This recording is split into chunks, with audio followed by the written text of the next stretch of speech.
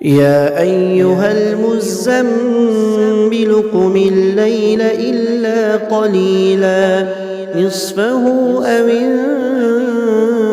انقص منه قليلا أو زد عليه ورتل القرآن ترتيلا إنا سنلقي عليك قولا ثقيلا إن ناشئة الليل هي أشد وطئا وأقوم قيلا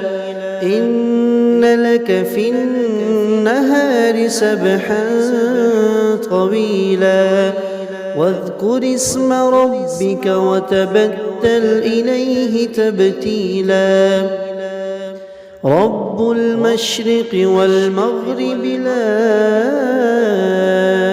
إله إلا هو فاتخذه وكيلا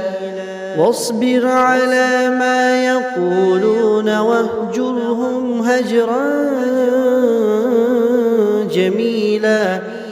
وذرني والمكذبين أولي النعمة ومهلهم قليلا إن لدينا أنكالا وجحيما وطعاما ذا غصة وعذابا أليما.